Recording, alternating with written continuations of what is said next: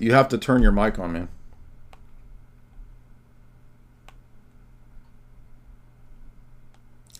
Dead Earth Theory. What's up, man? We still got 1,000 live. Welcome everybody. If you want to call in, what's up? I think you moved down to it looks like it. Got it. So hi Jay. I really just sort of had a question. I'm not necessarily personally in the position to debate, but it's sort of along. Okay. I don't know Gnostic lines, but just to get to the point, I was talking to my brother, and he brought up just the idea that, like, the term, he says, he makes the case that the Christian God entirely is based on two Sumerian deities or something like that. So Zeitgeist level stuff.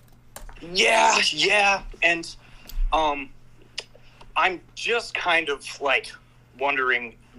In my head, it seems like it should be easy. I used to actually believe kind of like that to refute it, though. Well, the first question is why should we think that there is this on what basis? Because something is supposedly older? Well, just because something is older, let's say for the sake of argument, the Canaanite pantheon, the recordings of the Canaanite pantheon are, let's say for the sake of argument, older than the Torah.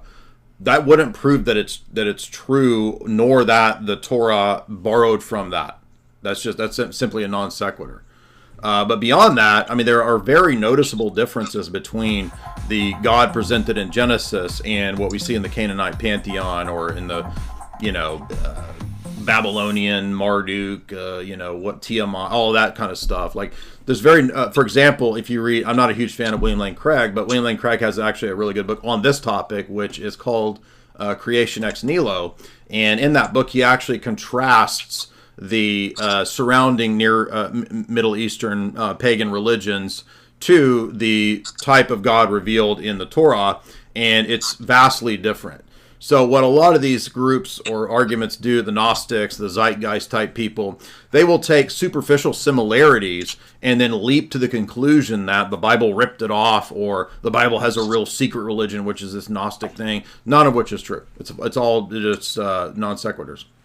Right. Oh, yeah. And it's there's some that are easier for me when people try to equate Christ to the Horus myth and stuff yeah, like exactly, that. Right. But yeah, I definitely appreciate it. Did you say the book was Creation Ex Nihilo? Yes, it's William Lane Craig, who I would typically not recommend, except this is really a good book. And he argues precisely this point, that you can't really equate the deity in the Torah to the God surrounding the nation state of Israel. Right. Oh, yeah. And that totally makes sense when you say it and stuff. I just, at the time, I didn't know what to say. I did say that doesn't prove that they're even necessarily talking about the same thing just because they were using similar languages or whatever. But I'll let you get to it. Thank you. No, it's okay. But again, and beyond that, the superficial similarity stuff, Craig makes multiple arguments here about the ways in which there are fundamental, significant metaphysical, theological differences in the type of deity that's presented in the Bible versus the surrounding cultures of Israel. It's kind of like the way that evolution theory proponents will say something like, "Oh, well, look how it's 90+% similarity between a human and a lizard. Therefore, we all have the same. Therefore, we're almost pretty much the same. We're basically just big lizards." Well, that few percentile difference is enough of a difference to have the difference between a human and a lizard, you see. So just because there's overlap does not necessarily mean that the difference is not massive, you see.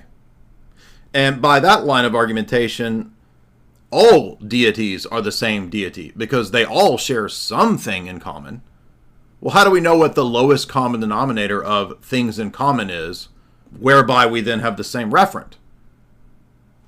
We don't. It doesn't follow. Because if I have the same referent and even the same intention, right? You can demonstrate this. It's demonstrated in the Garrity paper, Theistic Fallacies, for example. Even if I have the same referent and intention and terms and names, we can have totally different reference.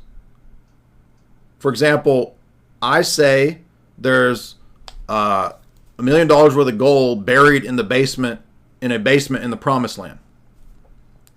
And I tell you this, and we both understand the meaning of the word Promised Land. We both understand the gold's in the basement. We're both intending to mean the same thing. The reference are the same. The context is the same. And so you say, I'm on it, Jay. I'm flying over to Israel right now. I'm digging around wherever I think it might be. I want to go. I want to know where to go with that. I'm going to uproot that tree. I want that gold. Give me the gold. You like a leprechaun in the ghetto. Oh, but wait a minute, you see.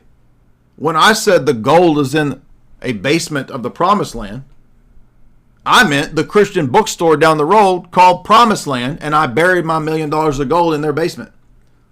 This is illustrating the silliness of the whole premise and argumentation of natural theology, which operates on these word concept fallacies and ambiguities of intentional context and epistemic settings. And it demonstrates that even if we have the same intended referent, that doesn't necessarily mean that we're going to get to it. Because we're using the same terms, the same words, but we have totally different reference. And what that shows is that you can have this ambiguity of the real referent, even if the intention is to have the same referent. My buddy over there, he intended to actually get gold in the Promised Land. And I intended for him to understand gold is in the Promised Land. But the ambiguity of terminology in various contexts demonstrates this problem when it comes to both natural theology and the mistake that people do the zeitgeist shit, like all that zeitgeist crap. They're doing the exact same thing. They are saying all of the theologies of the world, all the comparative religion texts tell us that there is this deity and it's outside of time and space, or maybe it's even in time. There's this deity and it's called God. Therefore, it's all referring to the same thing. I mean, the dollar bill is literally like natural theology. It's Masonic natural theology. I'm not joking. When you get the dollar bill out, that stupid ass fake fiat dollar bill, it says, "In God we trust." What God? Oh, well, we all know that God refers to the same God. Oh, does it? What do you mean? How? Make sense of that. So I'm illustrating the point that the zeitgeist Gnostic worldview, the perennialist worldview, which is actually addressed at the very beginning of the Garrity paper, he says to the Thomist, wait a minute, why should we assume that the lowest common denominator, supposedly obvious, self-evident attributes of the monad, why should we assume that that takes us in the Thomist and then Roman Catholic direction? Why wouldn't it lead us to perennialism? And so he actually presents an argument, I think, from Mark Sedgwick, one of the famous perennialists. And he says to, who's the boomer Thomist guy that's used in that paper? I forget his name. The famous Thomist that supposedly is Orthodox. FDA's met him. Anyway, he says, wait a minute, boomer Thomist man, why wouldn't we choose perennialism?